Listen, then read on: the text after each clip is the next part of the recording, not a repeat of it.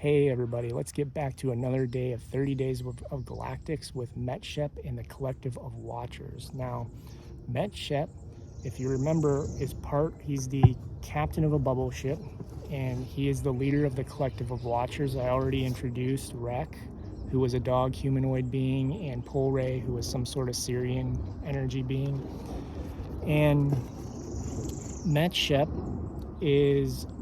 had a lot of messages at the convention that I went to, which was a paranormal ufology convention, and there was a lot of dense energy. Now, for years and years and years, people have taken the stories of others, researched them, and compiled books about them.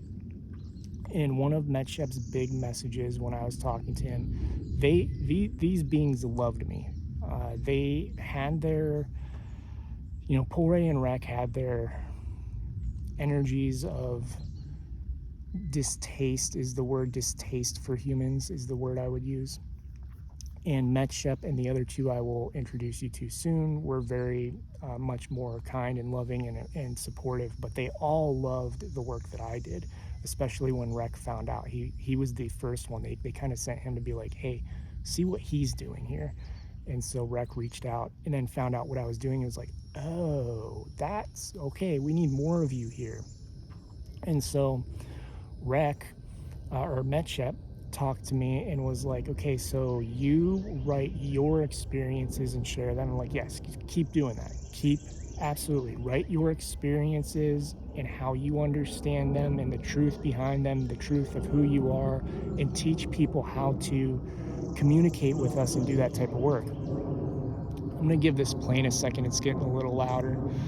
So for those who don't know, I'm currently in Orlando, and this campsite must be close to the international airport.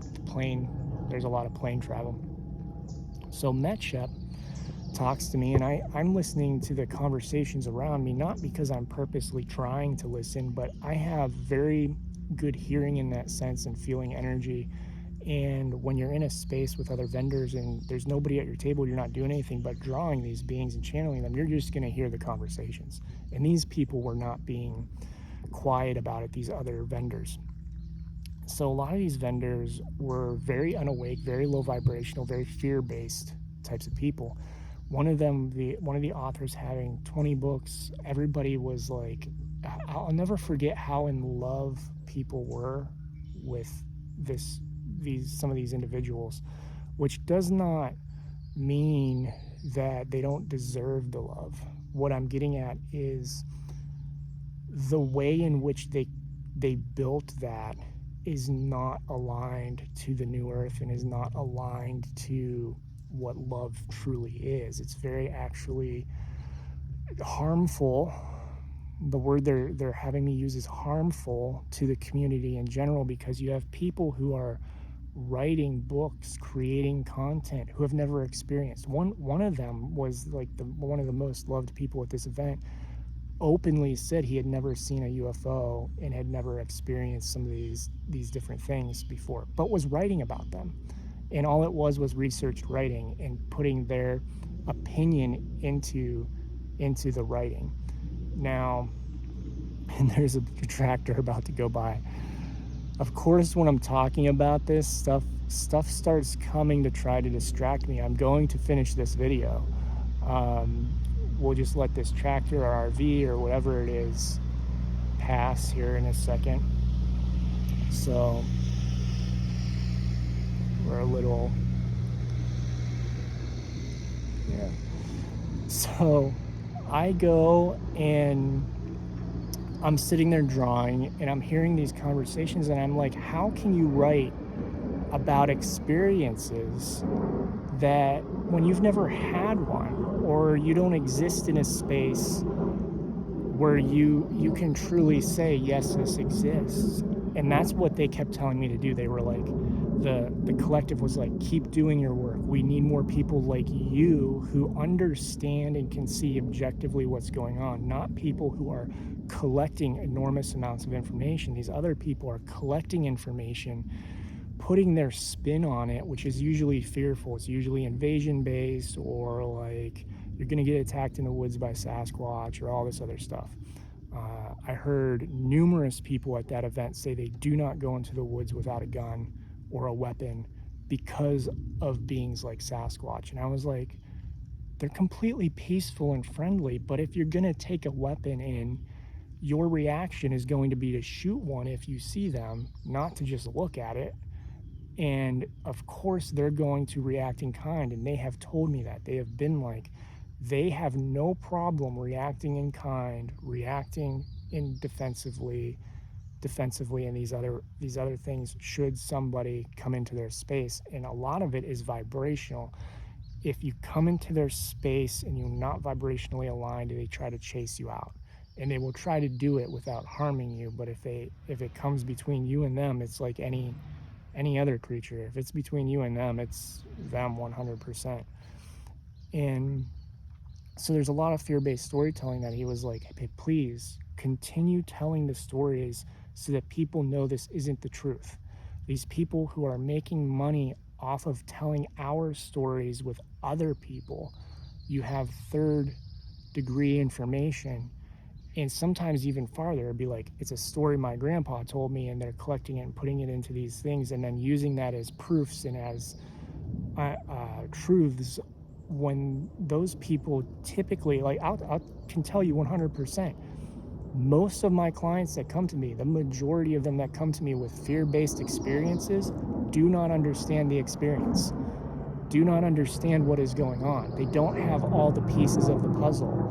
They don't have the full objective truth. And the fear is warranted because they don't understand what is happening to them. That does not mean it should be feared. And that's the key. A lot of these people who are promoting different storylines and who are collecting stories and going, oh, here, look at this, look at this. I see it today on TikTok. I see it every time I go on TikTok, not every time, but a lot of the times I go on TikTok. So I don't use that platform. I just log in, post. And when you post, you have to actually go over to this like one page to let it finish posting so you can see the status rolling. And there's usually a fear-based video sitting there about Galactics because I post about Galactics. But typically it's somebody like, I forget what they call it on TikTok, but they do something where they can like play the video and then it has their face there too, and they're reacting to it. But it's all like, oh my God, look at, oh my God, this, oh my God, that. You cannot, and this was Metshep's biggest message, you cannot know the truth about an experience or situation without having experienced it and having all of the facts with it to have the objective, not subjective, the objective, factual truth of what is happening. Human emotion gets in the way. And so they were talking about a lot about that with Sasquatches, with the UFOs that were out there. They gave me a message about how they would take people after the show. So they had that show and they were monitoring people, and they were going like, we're going to take them. And like, no joke, like they're talking to me in my head, looking like people are passing by. We're going to take that person. We're going to take that person. We're going to take that person. And I'm going like, why? And they explained to me that they were doing vibrational upgrades to help people raise their vibration, ascend, awake, those types of things. But they went, because I was publishing at the time, I was on Instagram publishing some of this stuff. And they were like, absolutely do not share this with anybody. And I go, okay.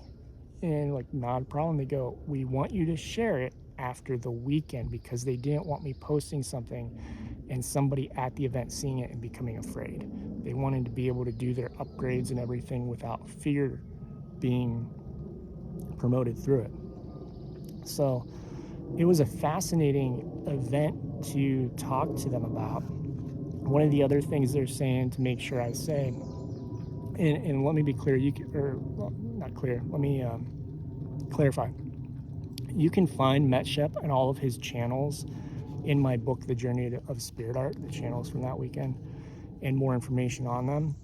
And the one thing they want me to not forget about is to tell you that, is it on this page? No. So it's a channel somewhere else. It's that we need to stop calling them unidentified.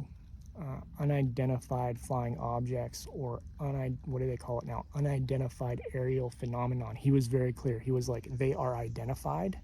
Your people know about them, and they are using this to create fear. Because if it's unknown, if it's unidentified, if you call it that, people will fear it because they're like, oh my God, what is it? Is it here to hurt us? Is it, that type of thing. He's like, it is not unidentified. They are friends, they are family, they have been here before, we have all been here before. Some exist right beside us right now in other dimensions, below the earth, in other spaces of the earth, and others are galactic in nature. But a lot of them, extraterrestrials, are from Earth, extra to this space. Dimensionals, extra dimensionals, interdimensionals, whichever word you want to use. Others are galactic, which I used to always use the word extraterrestrial, and my guides have started saying, hey, we need you to start splitting this out a little more so that it helps some of the other people who are coming along. So there is a difference. There are galactics, there are others, and those are just labels we use because to them, we're the extraterrestrials, we're the galactic beings, that sort of thing. So we have to stop with that label of unidentified aerial phenomenon, unidentified flying object, because they're not. We know who they are, society knows who they are. And you can know specifically who they are if you learn to communicate with them and talk to them. So that was Metshep. I'm going to go into some of the other ones next. Thank you for watching. I love you all. Grateful for each and every one of you. If you like these videos and wish to support me, you can book a spirit art reading at awakenwithwillow.com. Love you all. Grateful for you.